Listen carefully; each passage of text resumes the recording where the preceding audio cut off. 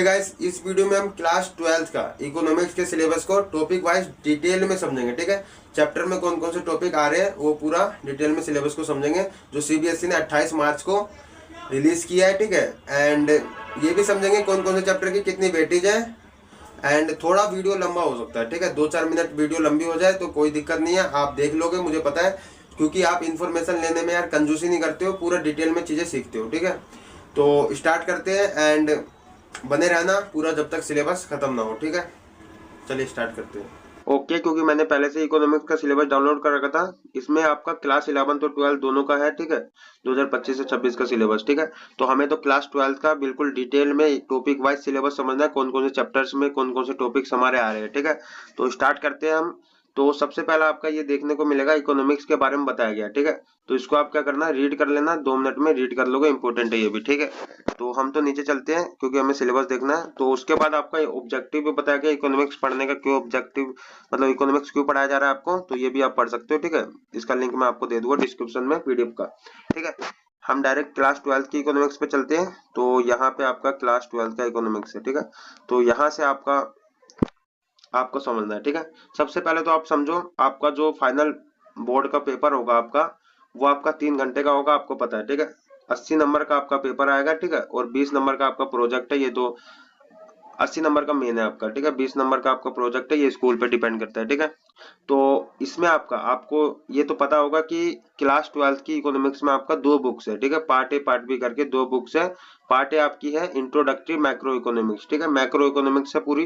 And part B आपका Indian economy पढ़ना है हमको। ठीक है, इंडियन इकोनॉमी डेवलपमेंट। ठीक है, तो ये 2 बुक्स है आपकी, दोनों आपका वेटेज कितना रखते हैं, 40-40 नंबर की वेटेज है। ठीक है, तो उसके बाद आपको समझना है कि इंट्रोडक्टरी मैक्रो इकोनॉमिक्स में आपकी कौन कौन सी यूनिट का कितना वेटेज है। ठीक है, तो यूनिट 1 आपका है national income and related aggregate. ठीक है, national income and related aggregate आपका 10 नंबर का पूरा। ठीक है, एंड तुम्हारा उसके बाद है यूनिट 2 आपका मनी एंड बैंकिंग 6 नंबर का। ठीक है, तो उसके बाद आपका डिटरमाइनेशन ऑफ इनकम एंड एम्प्लॉयमेंट। ठीक है, 12 नंबर का आपका है।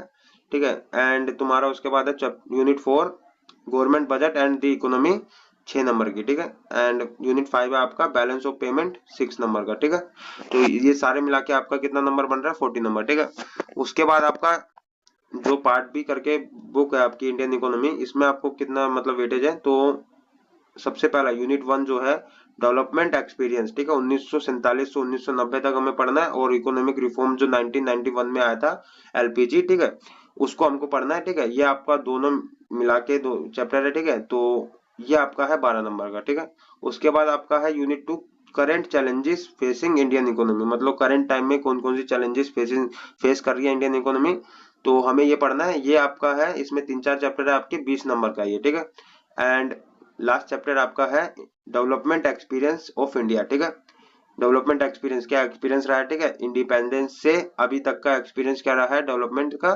ठीक है, इंडिया का, एंड इसका कंपैरिजन करना है किसके, नेबर्स के साथ। ठीक है, मतलब कि इसके जो आसपास के जो पड़ोसी कंट्री है उसके साथ, जब मेनली इसमें चाइना और वो पाकिस्तान का ही हमें करना है। ठीक है, 8 नंबर का आपका ये चैप्टर है पूरा। ठीक है, एंड इस पे आपका केस स्टडी बेस्ड क्वेश्चन आता है। ठीक है, एंड ये सारा मिला के आपका 40 नंबर का पेपर होगा, और 40-40 नंबर की दोनों बुक से आपका 80 नंबर का टोटल थ्योरी पेपर होगा। ठीक है, बोर्ड का। एंड प्रोजेक्ट वर्क आपका 20 नंबर का है, जैसा कि मैंने बताया। ठीक है, अब स्टार्ट करते हैं हम कि यूनिट वाइज जो आपका वेटेज जो है ये तो आपको पता चल गया। ठीक है, एंड अब बात करते हैं हम कि चैप्टर में कौन कौन से टॉपिक्स हमें पढ़ने हैं। ठीक है, सबसे पहले हम इंट्रोडक्टरी माइक्रो इकोनॉमिक्स से शुरू करते हैं, पार्ट ए से। ठीक है, यूनिट 1 आपका कौन सा था, national income and related aggregate. National income and related aggregate. ठीक है, मैं कलर चेंज करता हूँ एक बार। National income and related aggregate हमें पढ़ना है। इसमें हमें क्या क्या चीजें पढ़नी है, कौन कौन चैप्टर है।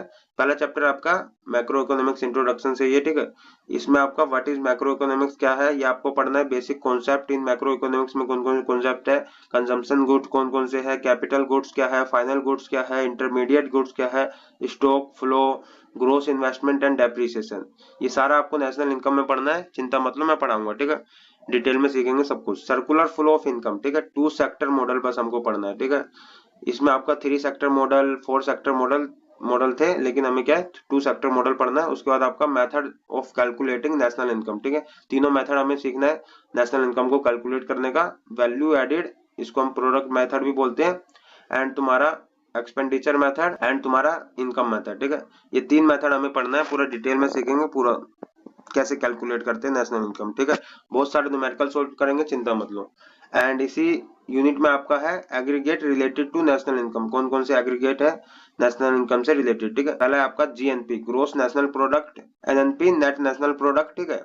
And gross domestic product GDP आपको पढ़ना है, नेट डोमेस्टिक प्रोडक्ट एनडीपी आपको पढ़ना है, ठीक है। Eight market price, eight factor cost, दोनों पे हमको पढ़ना है, ठीक है। एंड इसके भी न्यूमेरिकल सॉल्व करेंगे, चिंता मत लो। रियल एंड नॉमिनल जीडीपी क्या है पूरा डिटेल में सीखेंगे, ठीक है। इसके फॉर्मूले भी होते हैं, समझेंगे। जीडीपी डिफ्लेटर क्या है, जीडीपी एंड वेलफेयर क्या है, ये पूरा डिटेल में समझेंगे। इस पे बहुत सारे ना डिफरेंस भी आते हैं, डिफरेंस इसमें डिफरेंस क्या है, तो डिफरेंस वाले क्वेश्चन भी इसी से आते हैं, तो हम डिटेल में समझेंगे, चिंता मत लो, ठीक है। लंबा है चैप्टर एंड इजी है लेकिन, ठीक है, समझ लेंगे पूरा डिटेल में। उसके बाद हमारा यूनिट 2 है मनी एंड बैंकिंग, ठीक है। मनी एंड बैंकिंग हमारा यूनिट 2 है, जिसमें हमें क्या पढ़ना है, पहले तो मनी क्या है हमारा, मीनिंग और इसके कार्य, मतलब इसके फंक्शन कौन कौन से हमारे मनी के, ये हमको समझना है। Supply of money, money supply हमें समझना है, ठीक है। करेंसी हेल्ड बाय पब्लिक, जितने भी पब्लिक है, ठीक है, वो उनके जेब में कैश तो होता है, तो वो। एंड तुम्हारा net demand deposit held by commercial bank, मतलब बैंक में जो हम जमा करते हैं, ये दोनों आपका मनी सप्लाई को कैसे कंट्रोल करते हैं पूरा डिटेल में समझेंगे, चिंता मत लो, ठीक है। Money creation bye commercial banking system, मतलब कमर्शियल बैंक जितने भी प्राइवेट बैंक है हमारे, ठीक है।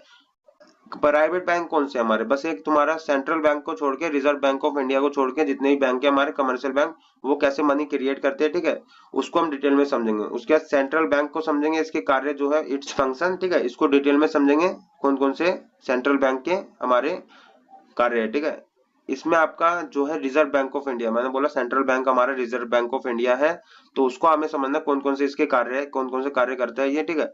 पहला तो bank of issue, government bank, banker bank, और control of credit through bank rate से, ठीक है। कैश रिजर्व रेशो सीआरआर, और स्टैट्यूटरी लिक्विडिटी रेशो एसएलआर, तुम्हारा repo rate, reserve repo rate, open market operation, margin requirement, ठीक है। ये पूरा डिटेल में समझेंगे, पूरा सेंट्रल बैंक का पूरा रोल समझेंगे, एंड इसके जितने भी फंक्शन है सब कुछ समझेंगे, ठीक है, डिटेल में।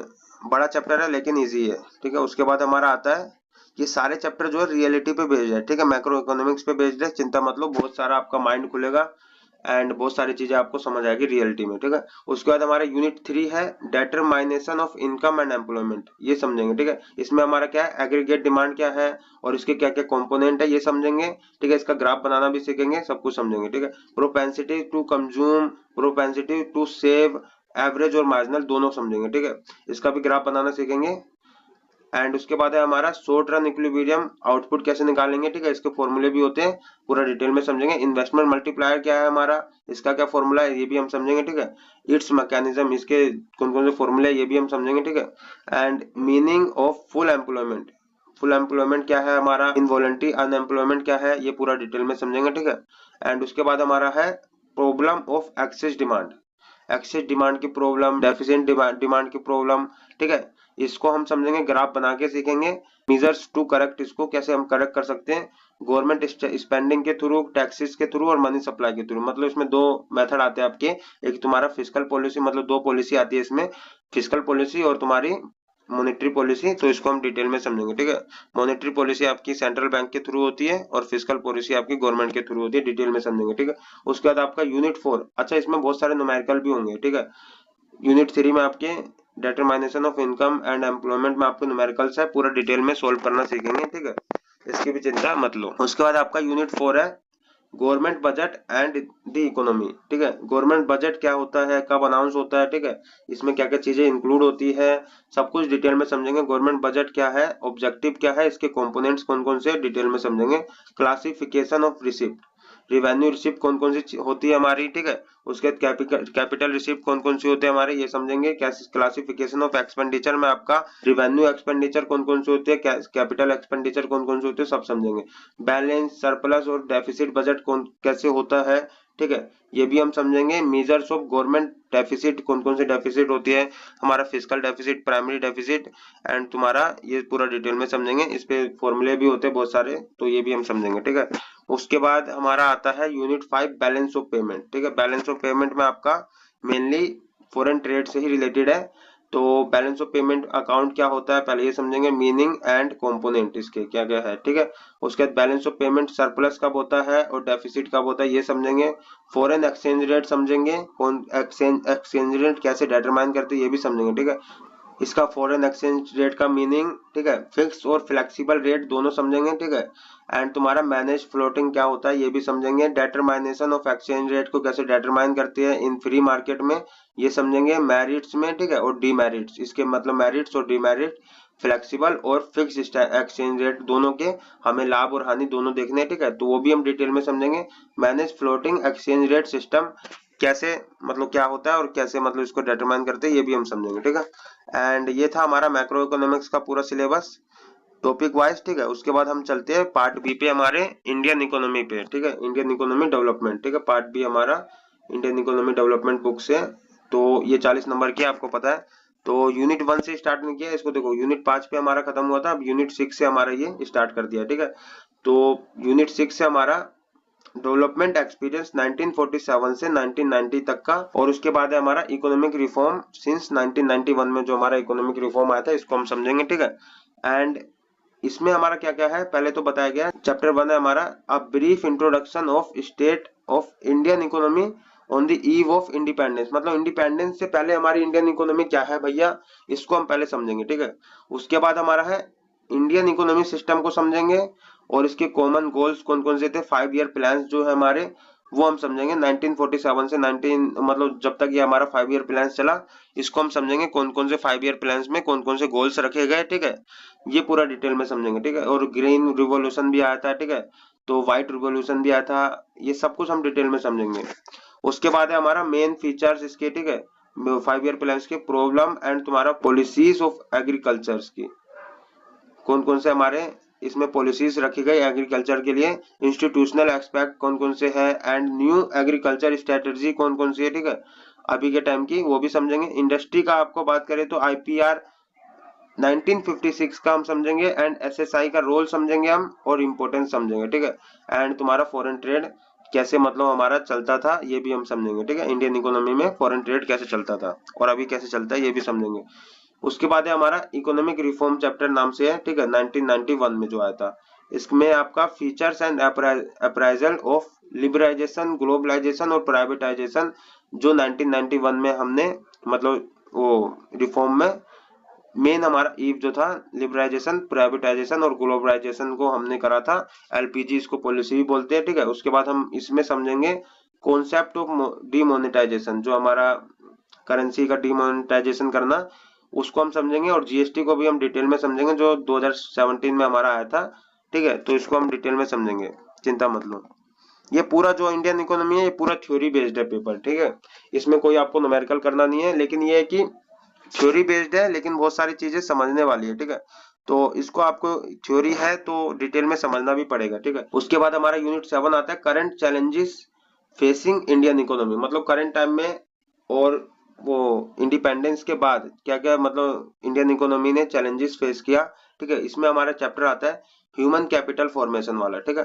ह्यूमन कैपिटल फॉर्मेशन मतलब ह्यूमन को कैपिटल माना गया, पहली बात तो समझो, ठीक है। ये कैसे हमारा ह्यूमन जो है इंडिपेंडेंस से या फिर उससे पहले से कैसे चेंज होता रहा, कैसे इसमें ग्रोथ होती रही, ठीक है, तो इसको हम डिटेल में समझेंगे। हाउ पीपल बिकम रिसोर्स, ठीक है, इसको कैसे रिसोर्स माना गया है पीपल्स को, ठीक है। रोल ऑफ ह्यूमन कैपिटल का रोल समझेंगे इन इकोनॉमिक डेवलपमेंट में। Growth of education sector in India, education sector का कैसे ग्रोथ हुआ इंडिया में ये समझेंगे, ठीक है। रूरल डेवलपमेंट वाला चैप्टर है उसके बाद हमारा, इसमें हमारा की इश्यूज, रूरल डेवलपमेंट में कौन कौन से इश्यूज थे, ठीक है, क्रेडिट एंड मार्केटिंग समझेंगे, ठीक है, role of cooperative, agriculture diversification समझेंगे, अल्टरनेटिव फार्मिंग, ठीक है, ये भी समझेंगे, और तुम्हारा ऑर्गेनिक फार्मिंग ये भी समझेंगे, ठीक है।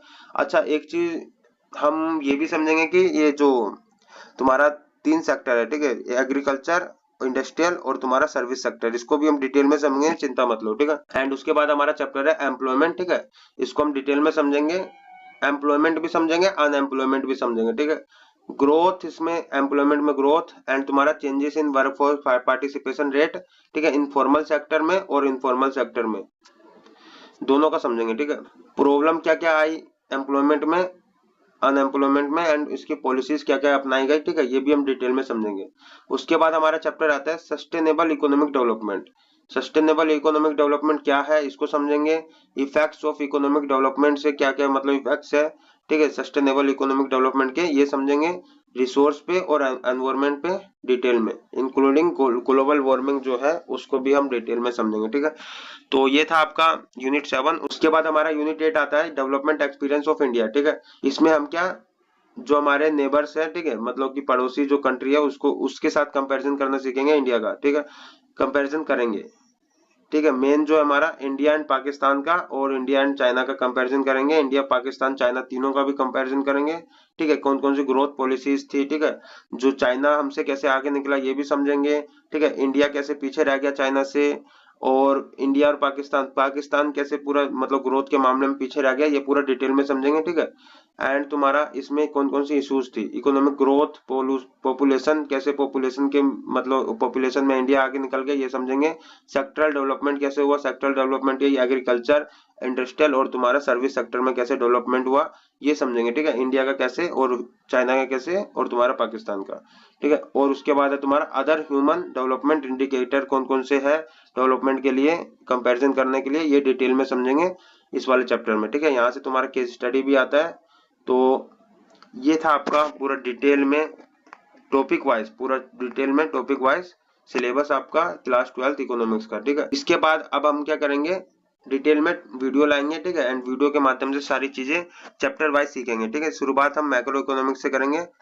एंड अब बात करते हैं इसमें, देखो प्रोजेक्ट इन इकोनॉमिक्स 20 नंबर का जो आपका रह रहा था प्रोजेक्ट, वो आपका है। एंड यहाँ से अगर मैं ये आप देख लेना कैसे पेपर डिजाइन होगा। एंड तुम्हारा बात करूं अगर मैं प्रोजेक्ट की, तो यहाँ पे आपका क्लास 12th का बता रखा है कौन कौन से प्रोजेक्ट किस टॉपिक पे हो सकता है, तो इसको भी आप पढ़ लेना, ठीक है। ये मैं आपका क्या करूंगा, पीडीएफ का लिंक डिस्क्रिप्शन में दे दूंगा, ठीक है।